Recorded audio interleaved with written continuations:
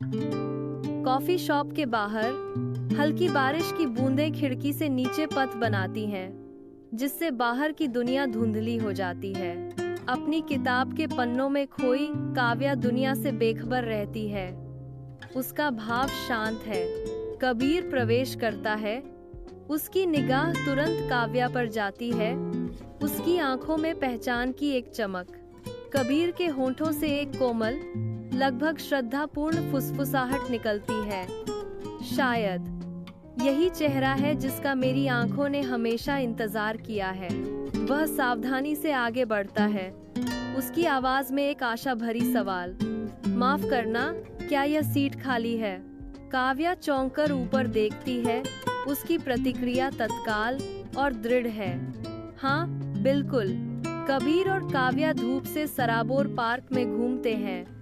उनकी हंसी पेड़ों के बीच धीरे से गूंजती है। धूप पत्तियों से छनकर आती है। काव्या पर एक गर्म चमक बिखेरती है, क्योंकि वह कबूल करती है। आप जानते हैं, मुझे किसी पर इतना भरोसा करने में थोड़ा समय लगता है। कबीर की आंखों में स्नेह और भेद्यता का मिश्रण झलकता है जब वह जवाब देता है, और मुझे किसी को खोने का डर है। शायद इसीलिए मैं हर पल तुम्हारे साथ जीना चाहता हूँ। उनकी साझा मुस्कुराहट हवा में लटकी हुई है। धब्बेदार छाया और हल्की हवा के बीच एक मूक वादा। जैसे ही सूरज आकाश में नारंगी और बैंगनी रंग बिखेरता है, कबीर और काव्या नदी के किनारे बैठते हैं। पानी की बड़बड़ाहट उनके चारों ओर एक कोमल सिम्फनी है। कबीर का हाथ काव्या को ढूंढता है। शाम के आकाश के विशाल रंगीन विस्तार के नीचे एक कोमल इशारा। उसकी आवाज, कोमल लेकिन गंभीर, चुप्पी तोड़ती है। काव्या, मुझे नहीं पता कि यह प्यार है या कुछ और, लेकिन अब तुम्हारे बिना मेरी दुनिया अधूरी लगती है। काव्या की आंखें डूबते प्रकाश को दर्शाती हैं। जैसे वह जवाब देती है, उसकी आवाज लंबे समय से चली आ रही भावना से भरी होती है। कबीर, तुमने वह कहा है जो मेरे दिल ने हमेशा चाहा था, लेकिन कहने की हिम्मत कभी नहीं की।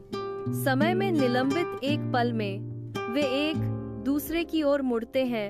अनकहे शब्द हवा में लटके हुए हैं। उनका आलिंगन कसकर और सुरक्षित है।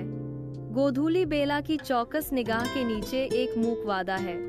जैसे ही सूर्य की अंतिम किरणें क्षितिज में फीकी पड़ जाती हैं। अपने कमरे की धुंधली रोशनी में कबीर समीर का सामना करता है। उसका गुस्सा स्पष्ट है। रिया के खुलासे का भार भारी है।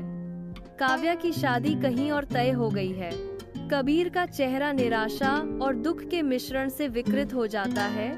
उसकी आंखें एक तरफा प्यार की कठोर वास्तविकता को दर्शाती हैं। शायद प्यार सिर्फ किताबों में अच्छा लगता है, हकीकत में ये हमेशा अधूरा रह जाता है। कबीर कहता है।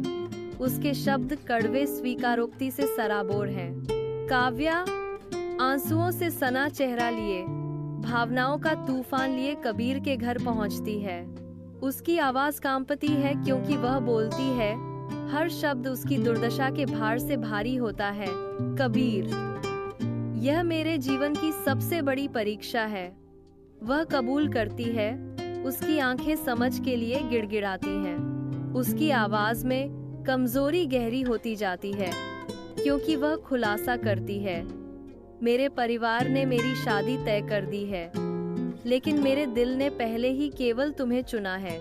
कबीर की नजरें दृढ़ संकल्प के साथ नरम हो जाती हैं। काव्या के हार्दिक शब्दों को सुनने पर उनका संकल्प मजबूत हो जाता है। अगर तुम्हें यकीन है तो मैं दुनिया से लड़ूंगा, कबीर ने घोषणा की। उसकी आवाज अटूट प्रतिबद्धता से भरी हुई थी। मुझे बस तुम्हारे साथ की जरूरत है। चमकदार सूरज के नीचे काव्या और कबीर विवाह मंडप में एकजुट खड़े हैं। उनके हाथ कसकर एक साथ बंधे हुए हैं। मुस्कुराहटों की एक सिम्फनी उनके चेहरों को रोशन करती है, जो एक लंबे समय से देखे गए दिन की खुशी को दर्शाती है। हवा शहनाई संगीत की मदहोश करने वाली धुन से भरी है, जो आनंदमय वातावरण में बुनी जाती है। प्यार आसान नहीं है, लेकिन अगर यह सच्चा है तो यह हर मुश्किल को आसान बना देता है। कथन शुरू होता है, एक कोमल फुसफुसाहट जो हवा में बहती है, कबीर और काव्या की तरह, जिन्होंने अपनी अनकही बातों को हकीकत में बदल दिया। कथावाचन समाप्त होता है। फुसफुसाहट से लेकर प्रतिज्ञा तक की उनकी यात्रा का जश्न मनाते हुए